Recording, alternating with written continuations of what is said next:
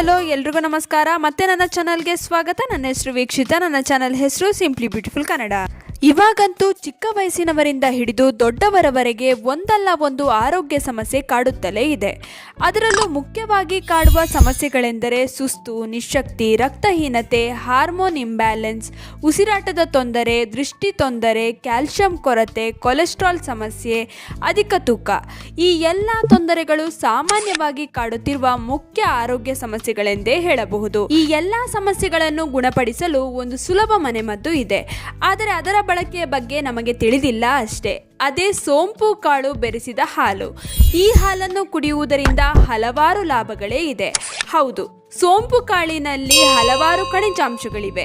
ಇದು ಆರೋಗ್ಯವನ್ನು ವೃದ್ಧಿಸುವುದರ ಜೊತೆಗೆ ಕೆಲವು ಮುಖ್ಯ ಆರೋಗ್ಯ ಸಮಸ್ಯೆಗಳಿಂದಲೂ ನಮ್ಮನ್ನು ಕಾಪಾಡುತ್ತದೆ. ಹಾಗಿದ್ರೆ ಮೊದಲಿಗೆ ಈ ಹಾಲು ತಯಾರಿಸುವ ವಿಧಾನವನ್ನು ತಿಳಿದುಕೊಳ್ಳೋಣ. 1 ಲೋಟ ಹಾಲಿಗೆ ಅರ್ಧ ಚಮಚ ಸೋಂಪು ಕಾಳನ್ನು ಹಾಕಿ ಕುದಿಸಿ. ನಂತರ ಹಾಲನ್ನು ಶೋಧಿಸಿ. ನಿಮಗೆ ರುಚಿಗೆ ಬೇಕಾದರೆ ಕಲ್ಲು ಸಕ್ಕರೆ ಅಥವಾ ಬೆಲ್ಲವನ್ನು ಸೇರಿಸಬಹುದು.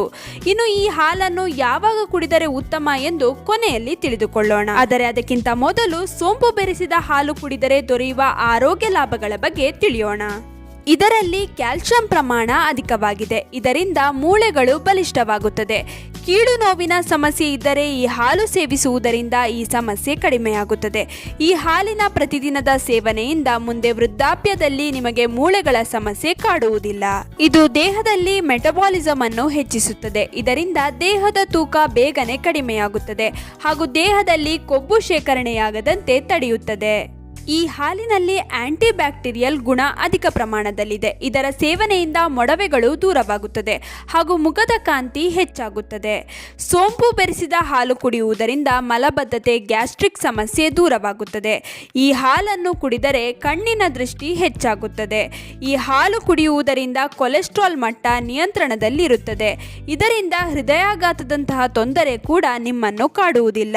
ಇದು ದೇಹದಲ್ಲಿರುವ ವಿಷಕಾರಿ ಅಂಶಗಳನ್ನು ಹೊರಹಾಕುತ್ತದೆ. ಇದರಿಂದ ಯೂರಿನ್ ಇನ್ಫೆಕ್ಷನ್ ನಂತಹ ಸಮಸ್ಯೆ ಕೂಡ ದೂರವಾಗುತ್ತದೆ. ಸೋಂಪು ಕಾಳಿನಲ್ಲಿ ಪೊಟ್ಯಾಷಿಯಂ ಅಧಿಕ ಪ್ರಮಾಣದಲ್ಲಿರುತ್ತದೆ. ಇದರಿಂದ ರಕ್ತದ ಒತ್ತಡದ ಸಮಸ್ಯೆ ನಿಯಂತ್ರಣಕ್ಕೆ ಬರುತ್ತದೆ. ಇನ್ನು ಸೋಂಪಿನಲ್ಲಿ ಕಬ್ಬಿಣಾಂಶ ಅಧಿಕ ಪ್ರಮಾಣದಲ್ಲಿರುತ್ತದೆ. ಇದರಿಂದ ರಕ್ತಹೀನತೆಯ ಸಮಸ್ಯೆ ಇರುವವರು ಸೋಂಪು ಬೆರೆಸಿದ ಹಾಲನ್ನು ಕುಡಿದರೆ ಉತ್ತಮ. ಇದು ದೇಹದಲ್ಲಿ ರಕ್ತವನ್ನು ಹೆಚ್ಚಿಸುತ್ತದೆ.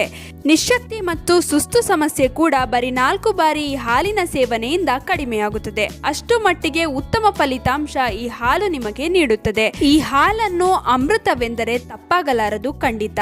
ಇನ್ನು ಇಷ್ಟೆಲ್ಲ ಲಾಭದಾಯಕ ಹಾಲನ್ನು ಯಾವಾಗ ಸೇವಿಸಬೇಕು? ಈ ಹಾಲನ್ನು ಬೆಳಗಿನ ಸಮಯ ಅಥವಾ ಮಧ್ಯಾಹ್ನದ ಸಮಯ ಸೇವಿಸಿದರೆ ಉತ್ತಮ.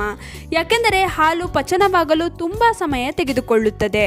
ಆದ್ದರಿಂದ ಬೆಳಗಿನ ಸಮಯದಲ್ಲಿ ಈ ಹಾಲು ಸೇವಿಸಿದರೆ ಇದರಿಂದ ಉತ್ತಮ ಆರೋಗ್ಯ ಲಾಭವನ್ನು ಪಡೆದುಕೊಳ್ಳಬಹುದು. ಇನ್ನು ಈ ಹಾಲನ್ನು ಇಷ್ಟೇ ದಿನ ಸೇವಿಸಬೇಕೆಂದಿಲ್ಲ. ನಿಮ್ಮ ಆರೋಗ್ಯದಲ್ಲಿ ಉತ್ತಮ ಬದಲಾವಣೆಗೆ ಪ್ರತಿದಿನ ಸೇವಿಸಿದರೂ ತಪ್ಪಿಲ್ಲ.